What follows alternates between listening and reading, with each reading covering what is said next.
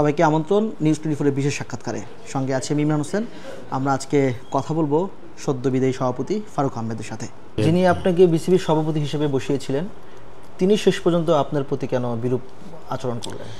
আমি কখনো উপদেষ্টাকে ফোনও করিনি, আমাদের ক্রীড়া উপদেষ্টাকে আসিফ মাহমুদকে। আমি কাউকে কোনো দিয়ে খবরও পাঠাইনি, কোনো লবিংও করে। ওরা কিন্তু আমাকে খুঁজে পেয়েছে। এই জন্য ব্যাপারটা আরও সারপ্রাইজিং যে তারা সব খবর নিয়ে যখন আমাকে করলো, তারপরে কি ঘটনা কারণটা কিন্তু ঠিকমতো বলতে পারিনি। পরবর্তীতে যে চিঠিটা আমি পেয়েছি ওটা একটা খুব বিপিএলের অব্যবস্থাপনা, এত অনিয়ম, তার মধ্যে বিপিএলের অব্যবস্থাপনা, আর আমি মিশে কাজ করতে পারি না, আর যারা আমরা বলি ফ্যাসিস্টদের সময়ের ডিরেক্টর। সো এটা আসলে যাচ্ছে না আসলে। সো এই ব্যাপারটা আমি আসলে জানি না কেন হঠাৎ করে কি এটা এগুলো সারপ্রাইজ। বিকজ আপনি জানেন এপ্রিল মাসের 14 না 15 তারিখে দুদক ঢুকেছে। আমি 14 তারিখে রাতে এসেছি, ওই দিনই দুপুরবেলায় গিয়েছিলাম দুদক। সো সেক্ষেত্রে আপনি মনে করেন তারপরে তার সাথে আমার কথা হলো, তার মধ্যে তো দেশে একটু অস্থিরতা ছিল। মে মাসের আমি আবার গেলাম ইউএই সিরিজ, যখন ফিরে আসলাম তার মধ্যে কিন্তু খুব কম সময়। সো আপনি এই পুরো ব্যাপারটা ঘটেছে কিন্তু আপনার কালকে তো প্রেসিডেন্ট হলো, পরশু দিন এর আগের দিন, উইচ ইজ প্রবাবলি ওয়েডনেসডে বা ওয়েডনেসডেতে আমি গেলাম, কথা বললাম। তখন আমি জিজ্ঞেস করেছিলাম অ্যালিগেশনটা কি বলতে পারেনি, বলছে উপর মহল চায় না, আমরা কন্টিনিউ করতে চাই, এরকম একটা কথা বলি। তারপরে যেরকম হঠাৎ করে পরের দিনই এই জিনিসগুলো ঘটবে, ইট ওয়াজ লাইক আমার জন্য খুবই সারপ্রাইজিং। নতুন বাংলাদেশে আসার পরে আপনি এবং নাজমুল আবেদিন ফাহিম দুজনে মিলেই ঘুরে এসেছেন। আসার পরে যখন দেখলেন নাজমুল আবেদিন ফাহিম আপনার এগেইনস্টে অনাস্থা জানিয়েছেন, কতটুকু আসলে তখন অবাক হয়েছেন? আসলে তখন আর বেশি অবাক হয়নি। অনাস্থাটা আসলে তো নাই, এটা আসলে একটা জাস্ট করার জন্য করা।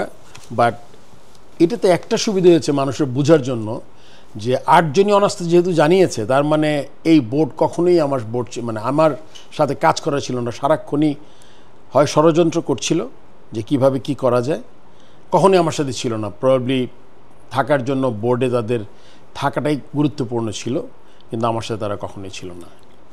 আপনি আসলে কখনো বুঝলেন পরিচালকরা আসলে আপনার সঙ্গে নাই? এটা আসলে আমি যখন কমিটিগুলো তৈরি করে দিলাম তখন আর কি পুরোপুরি বুঝেছি। আগে তো কমিটি পাওয়ার জন্য, ভালো কমিটি পাওয়ার জন্য আসলে মনে হয় সম্পর্কটা তাও ছিল।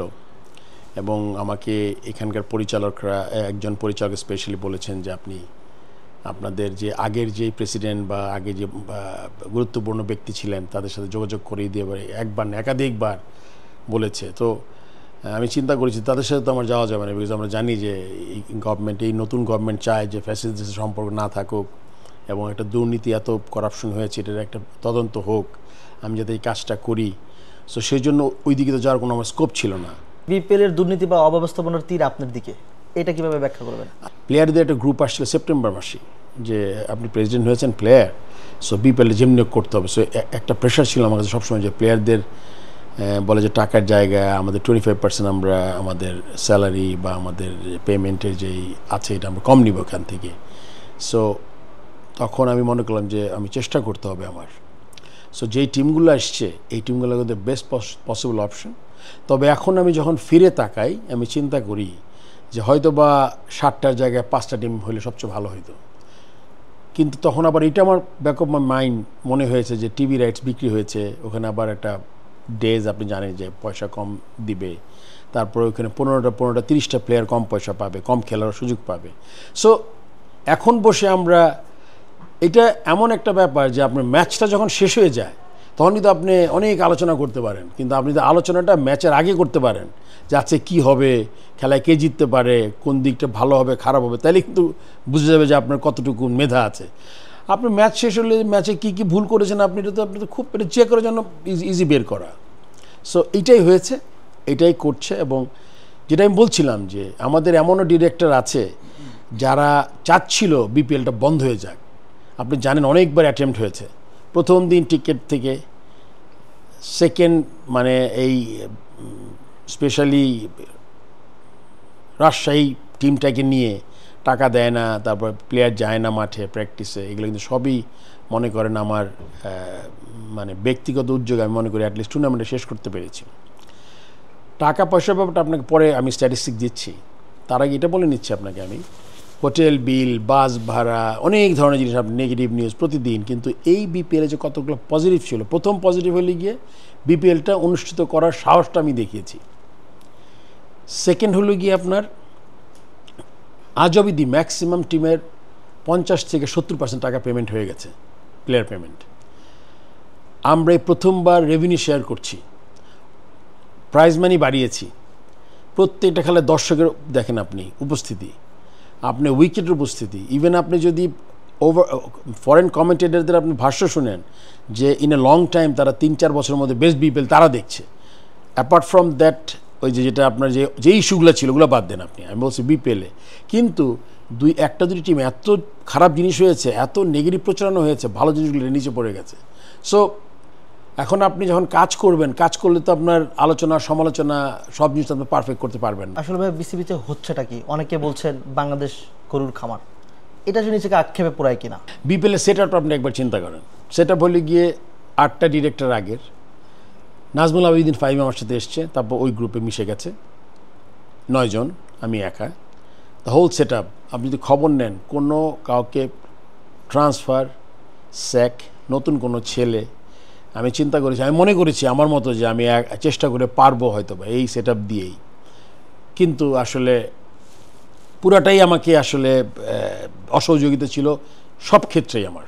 তারপরে যে প্রবাবলি আল্লাহর অশেষ রহমতে জিনিসগুলো একদম বড় কঠিন কিছু না হওয়ার থেকে হয়েছে, এবং এর মধ্যে অনেক পজিটিভ জিনিসও আছে। কারা কারা আসলে আপনাকে বিসিবিতে কাজ করতে দেয়নি? সবাই, শুনতে চাই। সবাই। কোন সিন্ডিকেটের শক্তিকে আপনি সবচেয়ে বেশি প্রভাবশালী মনে করেন? আমার মনে হয় যে প্রথম যে কথাটা বলছিলাম, বিপিএল এর ticket was the first target. তারপর আপনি জানেন যে আমাদের একটা বিরাট অংশ আমরা র ট্যালেন্ট পেতাম হলে গিয়ে 3rd ডিভিশন কোয়ালিফাইং থেকে, যেখানে এক সময় 40, 50, 60, 70টা টিমও পার্টিসিপেট করত। ওখানে রেজিস্ট্রেশন ফি ছিল হলো গিয়ে আপনার মাত্র 50,000 না কত হাজার টাকা। 2013-12-13 মৌসুম থেকে ওইটা হয়ে গেল 5 লাখ টাকা। প্রথম মনে 7, 8 বা 10 মৌসুমে আপনি দেখবেন 2টা করে টিম উঠত। এটা পুরোপুরি একটা ভোটের খেলা ছিল। এখানে সবচেয়ে সিগনিফিক্যান্ট ব্যাপার, আপনি 60টা টিম এবার অংশগ্রহণ করেছে, আপনি জানেন এটা আমি চালু করেছি 60টা team, and it was a very successful tournament, 3rd division qualifying. এই 60টা টিমের মধ্যে যদি আপনি 15টা করে প্লেয়ার ধরে 900 প্লেয়ার ধরেন, 10 বছরে তো আপনার 9,000 থেকে 12,000 প্লেয়ার, এর একদম পুরা জেনারেশন নাই হয়ে গেছে। আপনি বলছিলেন ক্রীড়া উপদেষ্টার কথা, আসিফ মাহমুদের কাছে আপনি জানতে চেয়েছিলেন কিনা যে আপনাকে আসলে কেন অপসারণ করতে চাচ্ছেন? আমি ক্যাটাগরিক্যালি জানতে চেয়েছিলাম, বলেছে যে উচ্চ মহলের ব্যাপার আছে, একটা চাপ আছে, প্লাস যেই কারণগুলো দেখিয়েছে আমার মনে হয় একটা বোর্ড চালাতে গেলে এমন মানে এমন অ্যাডভার্স সিচুয়েশন আপনার যে কারণটা বলেছেন এটা আমার কাছে মনে হচ্ছে এটা আসলে মানে একদম অপসারণ করার মতো কোনো কারণ না, এত অসহযোগিতা। সেই উচ্চ মহলটা কি ফারুক ভাই শেখ হাসিনার চেয়ে বড়, তার বড় শক্তিশালী?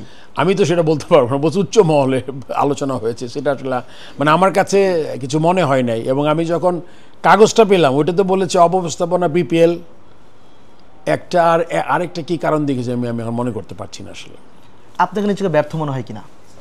11 জন প্লেয়ার, আপনার 10 জন আপনাকে সহযোগিতা করছে না, আপনি ম্যাচ জিততে পারবেন না। তো সো এখানে ব্যর্থতার দায়িত্ব তো আপনি আমাকে দিতে পারবেন না, বিকজ পুরো সিচুয়েশনটা একসাথে চিন্তা করতে হবে আপনার, যে দ্য টিম একসাথে ঠিক মতো খেলেছি কিনা। এই টিমের 10 জন দাঁড়িয়েছিল, আমি শুধু দৌড়াচ্ছিলাম। সো এখানে তারপরে যে অনেক বড় কিছু ঘটনায় দুর্ঘটনা, সেটা বলতে শোনা যায় পাইপলাইনে প্লেয়ার নাই, 7 মাসে পাইপলাইন তৈরি হবে কেমনে। বলতে শোনা যায় বাংলাদেশ টিমের র্যাঙ্কিং কমছে, আপনি র্যাঙ্কিং কমছে, আপনার 4টা টপ প্লেয়ার কিন্তু নাই এখন, প্লাস ভালো খেলছে না, আমি আপনাদের ব্যাক করছি না। তো সেক্ষেত্রে তো এই পরিকল্পনাগুলো আপনার করতে হবে। নির্বাচন করতে চাওয়াটা কি কাল হয়ে দাঁড়ালো?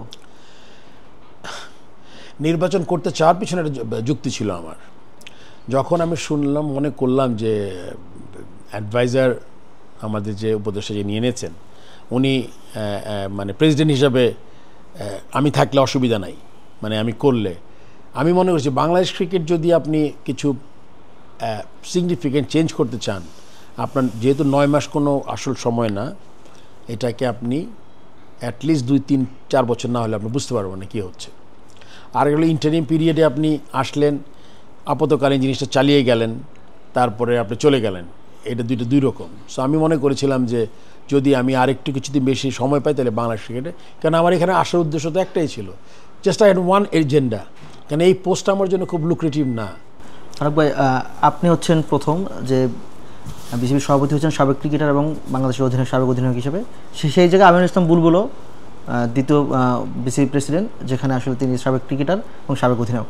আপনি সফল হতে পারেননি, আপনাকে সফল হতে দেয়নি। আপনার কাছে কি মনে হয় না আমিনুল ইসলাম বুলবুল সফল হতে পারবে? ওর হ্যান্ডস লাগবে, অ্যান্ড আই এম শিওর যেই লোকগুলোর সাথে কাজ করবে তারা কতদিন আবার আমিনুল ইসলামকে, ওর অ্যাবিলিটি নিয়ে আমার কোনো কোয়েশ্চেন নাই। আই থিঙ্ক সে দীর্ঘ 20 বছর কাজ করেছে ক্রিকেট ডেভেলপমেন্টে, যদিও অ্যাডমিনিস্ট্রেটিভ কাজটা একটু ডিফারেন্ট, কিন্তু he definitely has some wonderful ideas যেটা আপনাকে ইনজেক্ট করতে পারে, আই এম শিওর। কারণ ডেভেলপমেন্টে কাজ করে তো ক্রিকেট ডেভেলপমেন্ট। টাকা সরানোর বিষয়ে যে আলোচনা হয়েছে আসলে ভাই, সেই সিদ্ধান্তটা আসলে কার ছিল? সিদ্ধান্ত সবার ছিল, বিকজ আমরা সবাই ঢুকার পরেই শুনেন, আপনি যখন দলের অধিনায়ক হবেন তখন কিন্তু আমরা সব দিকে নজর রাখতে হবে। আপনি, আমাদের এমনও ডিরেক্টর আছেন যারা এসে আমাকে বলেছে যে বাংলাদেশ ব্যাংকের রেটিং আমার হাতে দিয়েছে প্রিন্ট আউট, যে এরকম এই ব্যাঙ্কগুলোর টাকা নাই, এখান থেকে সরানো দরকার, আমাদের নতুন ফিক্সড ডিপোজিট করার দরকার অন্য জায়গায়। এটা কিন্তু ইফতেখার মিঠু আমার কাছে কাগজ দিয়েছে। এখন ওকে জিজ্ঞেস করবেন, না আমি তো জানি না, আমি কিছু জানি না। সো মিথ্যা কথা দিয়ে তো আপনি সবসময় পার পেতে পারবেন না। আইসিসির ফিডব্যাকটা পেয়েছেন কিনা? আইসিসি তো আসলে আমি তো আইসিসিকে আমি মনে করি যে আইসিসি প্রোটোকল অনুযায়ী কাজ করে, ফিফা অ্যান্ড আইসিসি। কারণ আপনারা যে রিপোর্ট করছেন বা ইংলিশ নিউজ পেপারে নিশ্চয় খবর রাখে কোথায় কী হচ্ছে, এটা আসলে ওদের প্রোটোকলের ব্যাপার। এটা আমার আমার জানানো বা না জানানোতে তেমন কিছু যায় আসে না। ওরা যদি কিছু খুঁজে পায় গভর্নমেন্ট ইনফ্লুয়েন্স বা পলিটিক্যাল ইন্টারফিয়ারেন্স, তাইলে হয়তো ওরা নিজের থেকে স্বপ্রণীত হয়ে কোনো কাজ করবে। আমি আসলে এখনও কিছু জানি না। আপনি আইনি লড়াই চালাবেন কিনা? এটা তো আসলে মাত্র ঘটনা ঘটেছে, এই মুহূর্তে তো ডিফিকাল্ট। মানে ইউসি, আমার মনে হয় যে ঈদ আসছে সামনে, সময় ওইটা আমি আসলে এই সময় বলা যাচ্ছে না, বাট আগামীতে দেখি, চিন্তা করব। প্রধান উপদেষ্টার সাথে কথা বলবেন কিনা এই বিষয় নিয়ে? আমি আশা করি, উনি খুবই ব্যস্ত মানুষ, উনি অনেক আমাদের দেশ রিবিল্ড করার চেষ্টা করছেন। যদি সে মনে করেন না যে এটা দেখা দরকার, 24 ঘন্টার মধ্যে নতুন হয়ে যায়। কিন্তু আপনি যে কোনো জায়গায় আপনি জানবেন যে আপনি যখন একটা অ্যালিগেশন আনবেন বা বলবেন যে আপনি তখন কিন্তু একটা আপনার সার্টেন টাইম দিতে হবে যে আপনাকে যে ইউ জাস্ট শোকস করতে হবে আপনাকে। ধন্যবাদ ফারুক ভাই, আপনাকে ধন্যবাদ আমাদেরকে সময় দেওয়ার জন্য। দর্শক, নিউজ 24 বিশেষ সাক্ষাৎকার এই ছিল আজকের মতো। আবারও দেখা হবে নতুন কোনো বিষয় নিয়ে। ততক্ষণ পর্যন্ত ভালো থাকুন, সঙ্গে থাকুন।